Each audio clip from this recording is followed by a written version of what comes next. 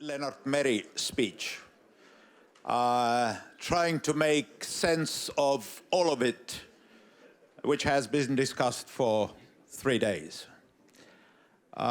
This year is also a memorial year because Lennart Meri left us 10 years ago.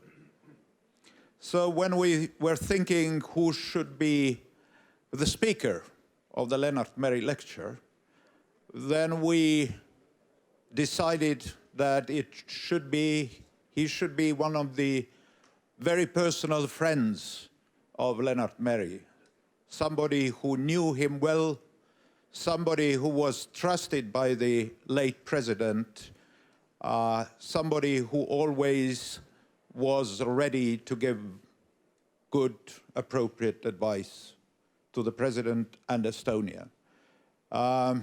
Sir Garry Johnson, General Johnson, he always says that he is simply a simple soldier. That is obviously blatantly not true. Sir Garry has been, you might say, the military commander in Hong Kong, but more importantly to us, he was also the commander of the AF North, the command, NATO's Northern Command. I think Sir Garry was the first NATO commander, very high-level NATO commander, who came to Estonia. Certainly a fact which was noticed by Russians. So when Sir Garry came in to the president's office, we were sort of a little bit hesitant, what should we discuss? And Sir Garry said very wisely, it doesn't matter what we discuss, because I'm here and that's what matters. And he was right. But obviously we found many subjects to be discussed as well. So, without further ado, General Johnson, sir.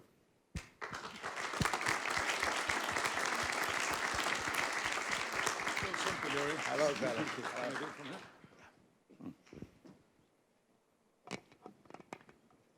Ladies and gentlemen,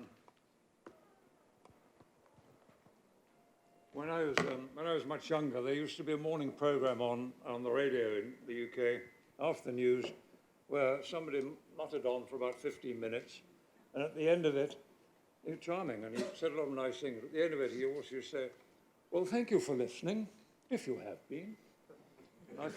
I find myself much in that sort of situation here. It was nice. I've forgotten that meeting with Lennart and Yuri. But I think it just proves that actually I am a simple soldier. I got nothing written up to discuss, and just get on with it.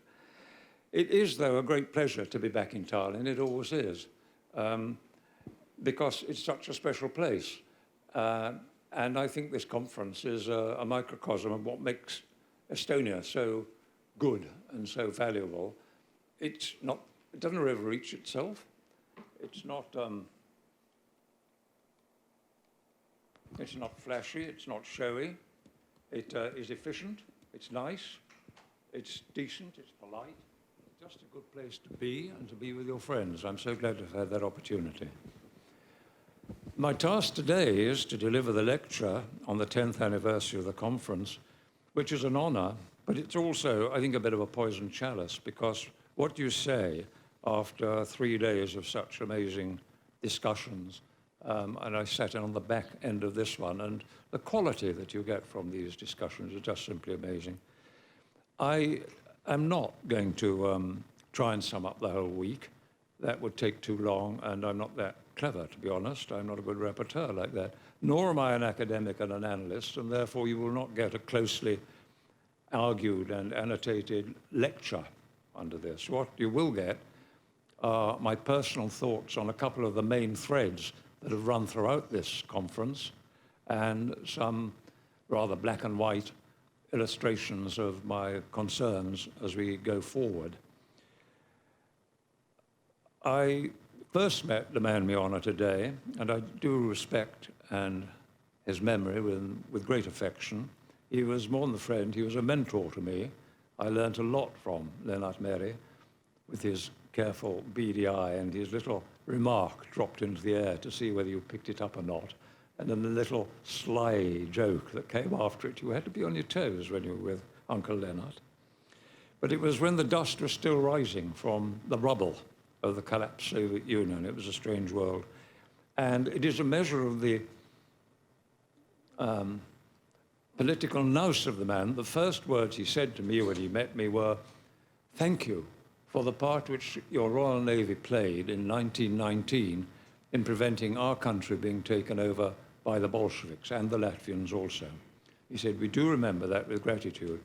This was difficult because I hadn't been briefed on this by the staff. Being a soldier, naval history wasn't high up my line. And if I'd thought naval history from the First World War, I'd have probably thought Jutland, which was a bigger operation. However, I played dumb and said, "Well, I'm so grateful for that, Mr. President." But I mention that because it was an operation which has certain relevance to what I think we are doing today. Lenin had declared that the Baltic must become a Soviet sea. And we'd sent this, we, the British, had sent this naval flotilla to prevent that happening. It achieved its objective. It was, in today's jargon, an act of muscular forward deployment. It was also a courageous political decision because that flotilla set sail 17 days after the end of the First World War, after Armistice Day, when the whole of the country was telling the politicians in London, "Get demobilized quickly. We want an end to all of this." That was called Operation Red Trek. It lasted a year, and in its course the Navy lost in combat automines, 4 surface warships, a submarine, and 4 motor torpedo boats. 107 sailors and 7 airmen were killed. And the Russians lost a larger number of ships, largely in an attack by the Navy on Kronstadt naval base. We don't know their casualties, of course. I don't think they probably recorded them. Now, some of you here would have gone on the tour to the Tallinn Military Cemetery, where there are 15 of those casualties buried. Others went to see the British and Spanish warships in the harbour. And they are sending the same sort of message to the successor of Lenin a century later, that the Baltic will remain an international sea. It's a very timely message. History doesn't necessarily repeat itself, and in here it hasn't, but it does show that there is a certain continuance in the geostrategic pushes and problems that squeeze down on the Baltic and its littoral. And the risks haven't changed all that much in intensity, possibly in type, but the risk factor is still very much the same. So I'd like to go from there to a couple of points from my reading of history, because I think we have to learn a little bit from it, lest we repeat it. It's an old saying. Here's a first set of parallels.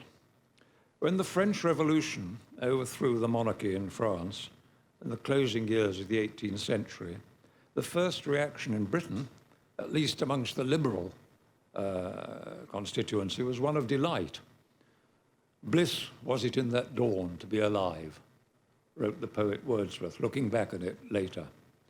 But then it all went wrong. What we would see then as a movement of the people slipped into a regime of terror, emerged as an expensive dictatorship, which plunged Europe into 2 decades of war, which spread well beyond this continent and was, I think, in effect, the first thing that could be called a world war. 25 years ago, many of us felt much the same emotions as were there in Britain at the beginning, as the Soviet Union collapsed. We'd stood firm. We'd prevailed in the long standoff without the necessity of fighting. Deterrence had worked. Our values, our social systems, our democratic way of life had been shown to be superior and more long-lasting than the authoritarian socialism of our opponents. Bright new dawn again. And then it all went wrong. Russia stumbled into chaos, rejected the lure of democracy, and emerged once more as a powerful expansionist country under a centralized leadership with a policy of aggressive nationalism, posing a threat to its neighbors. These aren't exactly similar, and people always say it's too crude a comparison.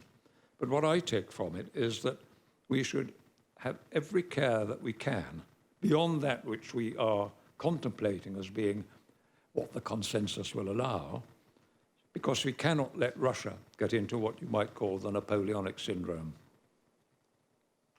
Now, the second example of parallels.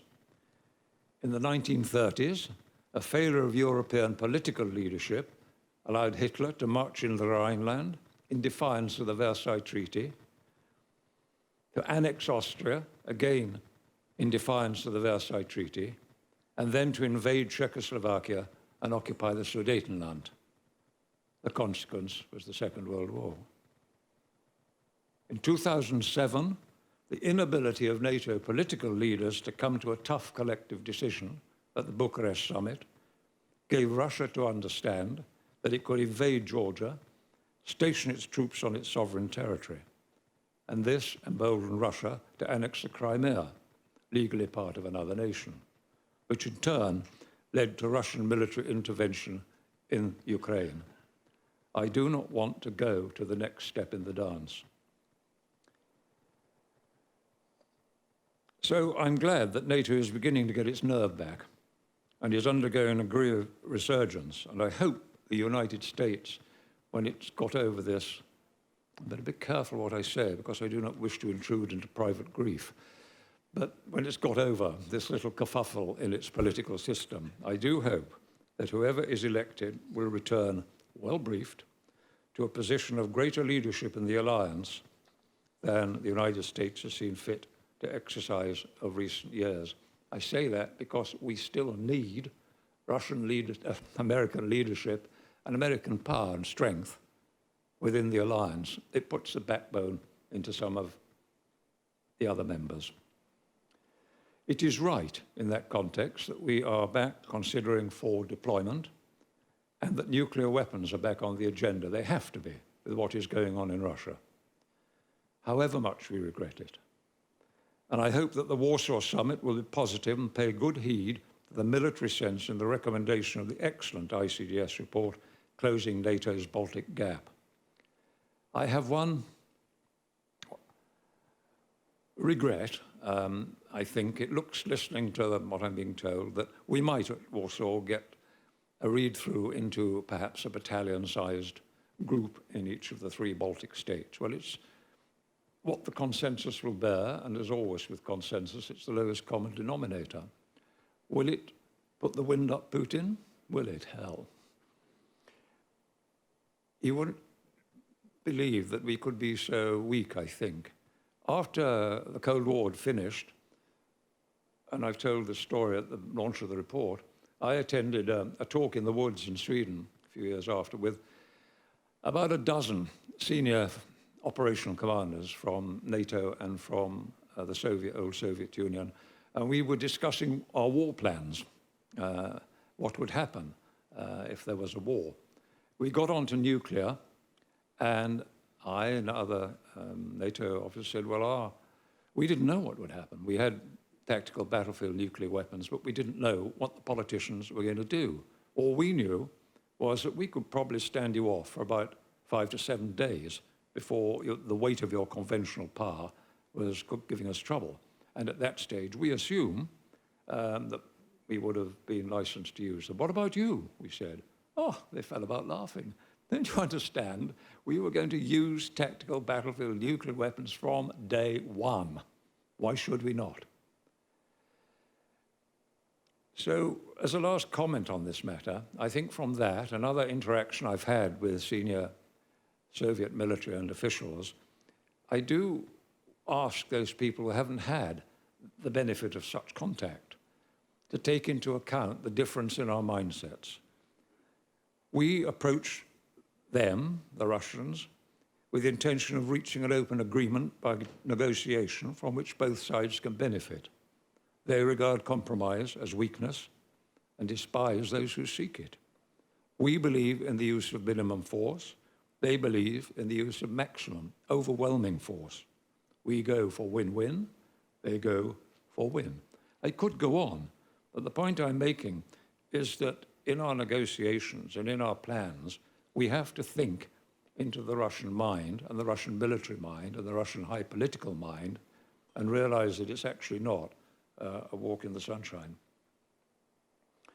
If I can come to my second theme, it is about, of course, the European Union, of which we've had so much here, to the extent that, to me, it has filled the time more than perhaps the things I've been talking about.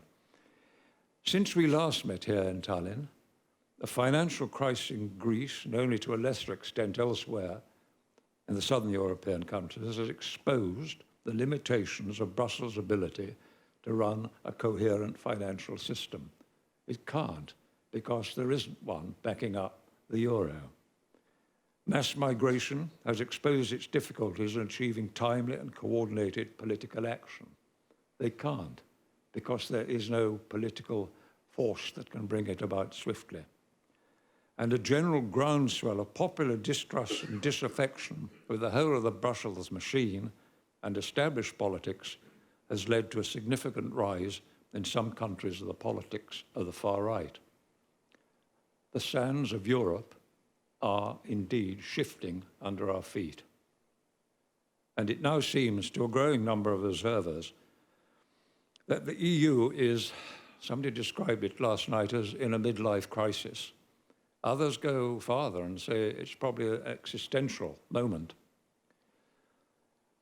It's true that empires wax and sooner or later empires wane. And it must therefore also be true that the EU is somewhere on that cycle. I don't know where, but it's a fairly crucial moment. The European coal and steel community morphed into the European economic community, and then almost without many noticing, I think, has moved from being an economic alliance into a national political union called the EU. Many Europhiles are delighted by this, hold to the dream of ever more unity, and offer the acceleration of the process as the answer to the woes of the present. But to me, the events of the recent past have exposed the flaws in the concept and have laid bare the emotions which it would arouse within the nations. Call that populism, if you will, but you cannot dismiss it as ill-informed troublemaking. It's there and has to be honestly addressed, and its effects have to be addressed. Again, in my view, I do not see how the EU can just muddle on as it is. It's getting worse, not better. There are two options. Either it puts its foot on the political accelerator and pushes for a superstate, or it scales back its ambitions, carries out some of the reforms which many are calling for, and reverts to a more modest and more democratic alliance structure. Reculer pour mieux sauter. Either option, if mishandled, could lead to the unraveling of years of progress in so many fields where the military strength of the NATO alliance in the hard security area has worked with the soft power of the EU to the good, not just of European nations, but the benefit of many peoples in other lands. So I know you wouldn't let me get away without saying something about UK and Brexit. The elephant in the room. In 39 days, we will decide whether we stay in the EU or leave it. It is interesting, I found out last week, we're not the only country committed to holding such a referendum. We are the only country, I'm sorry, but the latest Ipsos Mori poll, carried out in 8 of the larger, older EU members, showed that in all of them, not less than 40% of people polled said that their country should hold a referendum on the question. In France, that figure went up to around 55%, with 41% of that number saying they would vote to leave. In Italy, the number asking for referendum reached 60%, with 48% of those saying that they would vote to leave. The polls even found in Sweden that the Swexit sentiment was running at 39%. So you can believe polls or you can't. They're only straws in the wind to me. They show the trend, but quite often they get it quite staggeringly wrong. But what it is clear to me is that a British vote to leave would have a very serious impact on the continent if these figures were only about half right, and could well start a very dangerous unravelling process. And I put my cards on the table now, because you'll all ask me then, where the hell do you stand? I am torn by many of the emotions which I shall speak to. In the end, I'm persuaded by a letter signed by Field Marshal Lord Bramall, our most senior living military figure, and several others of that background, which said that forget everything else if you will. The one thing that affects us in the UK is if we leave and if the EU starts to unravel because of it and comes apart, that really affects our security. NATO isn't going to come in on that. It's dangerous. So I think a lot of people will have read that, and a lot of people will bear that in their minds. I can't predict the outcome, though. The gap between the Remainers and the Leavers is closing, and it's too narrow for the bookies to make a safe bet prediction. Now, forget the posters. I always look at what odds the bookmakers are offering. They can't crack it this time. They don't know, so they're trimming their sails. Could go either way. Why? How do we get where we are? Well, it seems that Mr. Cameron has fallen into a trap of his own making. He sought to pacify unrest in his party and far beyond by setting out a series of reforms which he thought would be acceptable to the EU because they were, in his mind, hugely significant. And then he hoped to nail the subject forever with a referendum which he'd win.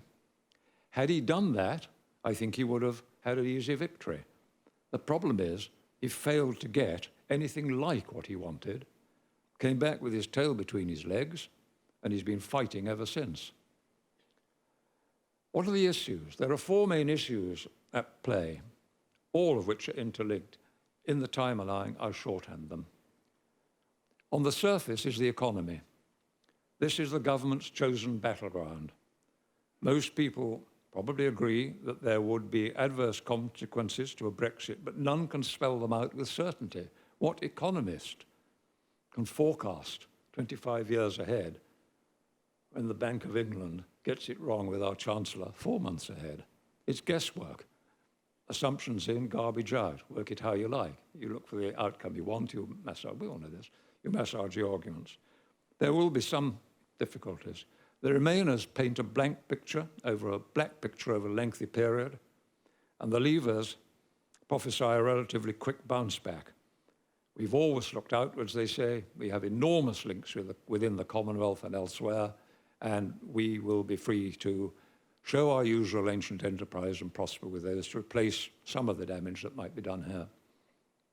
I personally think that all the businessmen, the bankers, and the people in the financial world who line up to tell us we must remain are quite right to do so. They have their interests. I also think they're clever enough to make it all work if we leave, and that a lot of people would want them to make it work who are still in Europe. It's not just goodbye and shut the door. The government says Brexit would weaken our security. The Leavers say our ultimate guarantee is NATO, and that surely anti-terrorist and low-level security cooperation with the EU would continue.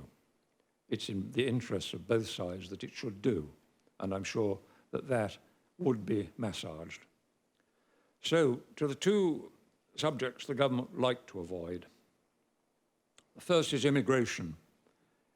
It's a dirty word to say that you're worried about immigration, but many, many people in my country are. They're the people who, they're not the people who employ a Polish plumber, not just because he's good, but because he's cheap. They're the people whose jobs have gone to people who are prepared to work for less and work very well indeed. I see people from all the countries of the EU working in the place that I go to in London. They're bright, they're smart, they're quick, they're efficient, they work jolly hard.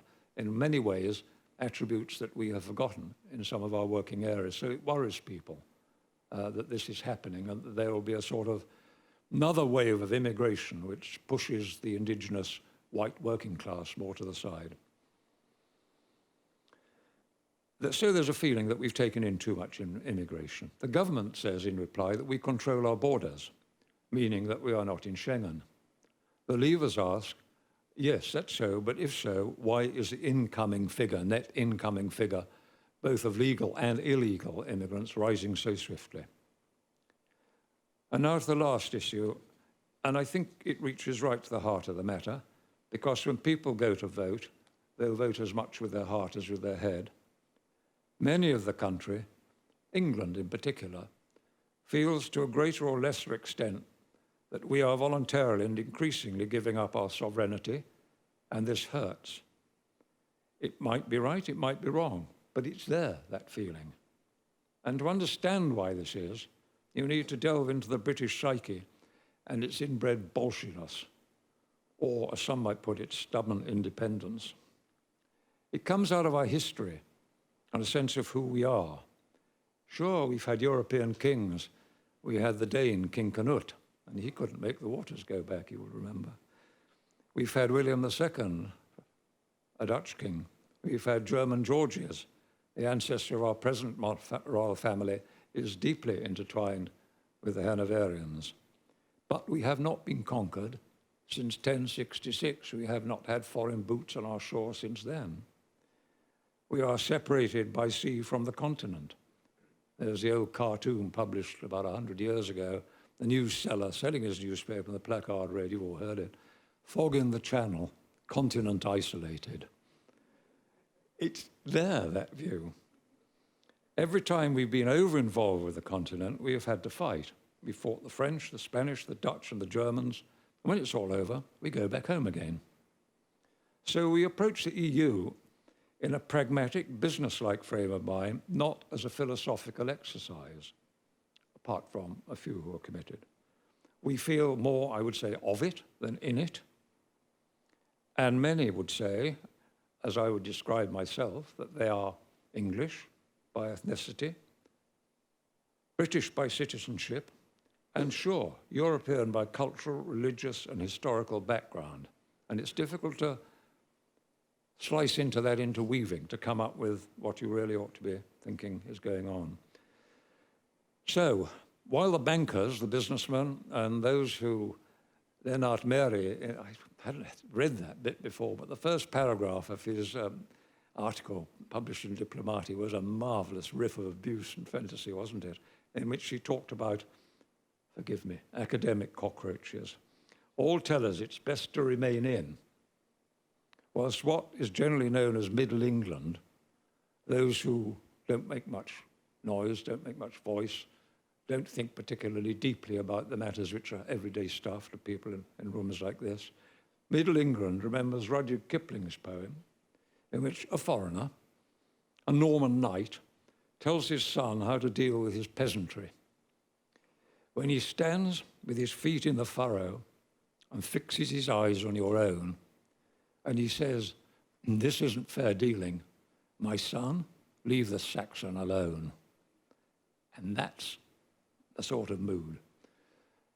The Prime Minister is using all the resources of the government, and he's calling in his cards in a relentless campaign to ensure that we remain.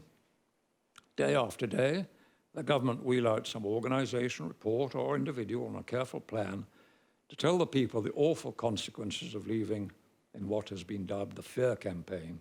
Many of the arguments they make are valid, but they are usually over-egged to the extent that they only speak to the committed remainers. They don't reach beyond it to the leavers. This has become counterproductive. When President Obama was invited to London to tell us what he wanted us to do, i.e. that it is better for the United States to stay in the EU, perfectly valid point of view, and the week after he spoke, 4 opinion polls showed a steady increase in the Brexit vote. It's that bolshiness, my son. The struggle will get increasingly bitter. On the day, it will be decided as much by emotion and feeling as by rational analysis. I think the persuader to some, but not to Middle England, is going to be the unravelling of the EU, which we would see as a serious danger. But who knows what will happen on the 23rd of June? Will it be business as usual thereafter? Or will Mr. Cameron be mouthing the immortal words of the US politician who famously said, "The people have spoken, the bastards"?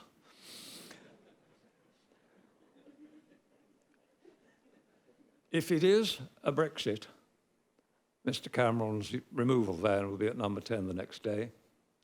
If it is a stay-in, I guess it won't be much longer, because the effect, one way or other, will be to drive a huge wedge in the governing party.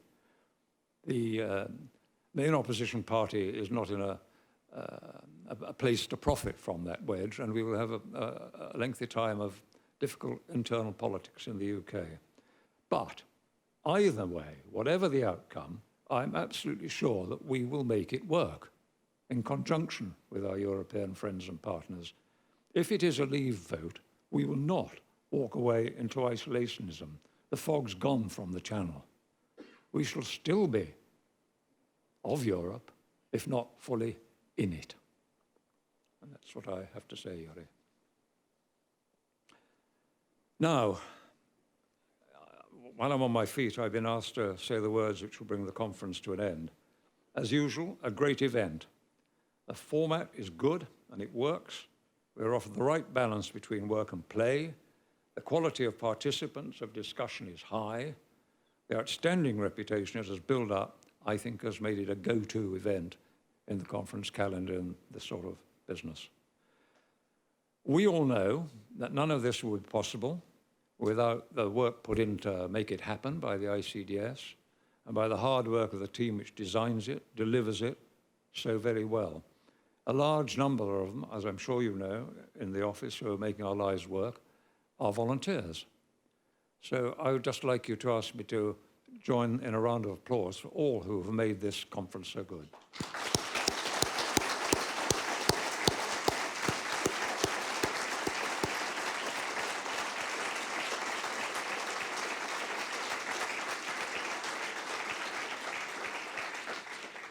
One last point. Yuri spoke well of Thomas Ilves the other night, and he is not here today, so I don't have to spare his blushes.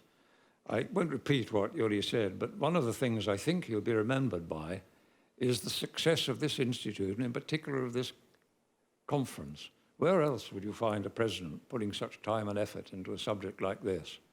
And he said in Diplomatia that for him February is Munich month and April or May is Lennart Meri month. And I think, didn't realize it, I'm sure, but I think this captures in a phrase one of the many great things he achieved in his term in office, which to make this conference into a Werkunde of the North, to match that further south. So with that, from my behalf, I wish you all a safe journey home, and on behalf of the ICDS, look forward to being with many of you again next year. Thank you.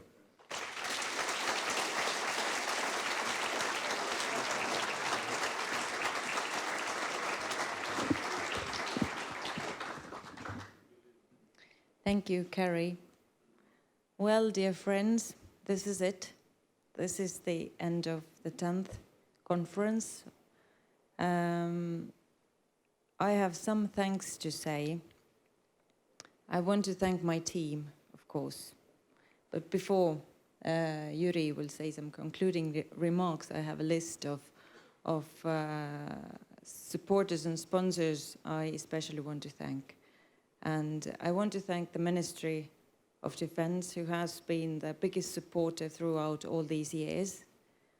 I want to thank the Minister of Foreign Affairs and the Minister personally, and the ambassadors who have done a great job and helping us to invite and host the high-level people here.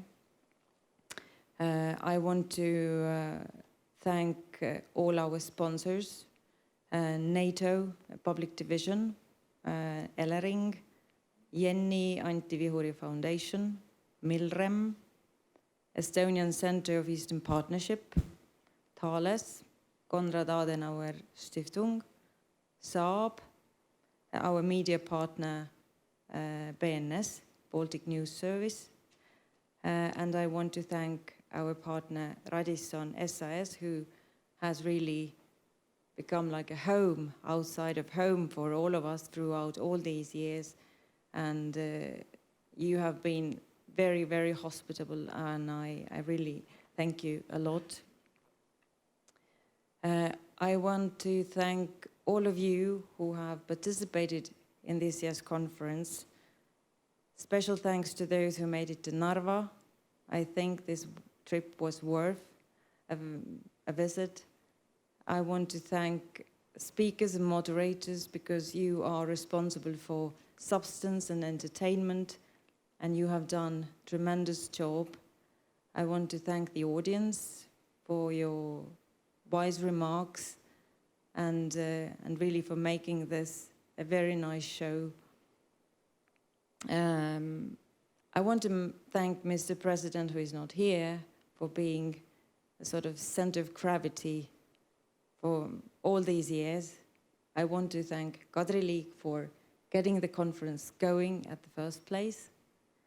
I probably have to thank the spirit of Lennart Meri for floating around and creating this aura. And actually, I just want us all to go back to our everyday normal, which is a little bit different from the normal that was before the conference. So thank you very much.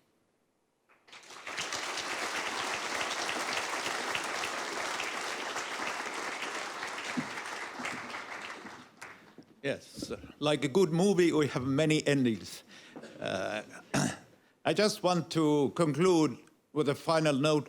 We started with doom and gloom, and a lot of sharp questions about the ability of the West to fight back and also to take initiative. I think after these 3 days, we can safely say the West is there to say, we are ready to stand our ground, we are ready to protect our values. I think this has been, and I would say, is the main result of the conference and should be our slogan in this complicated world. Thank you very much. Thank you. And let me also thank Riina Kaljurand, who has been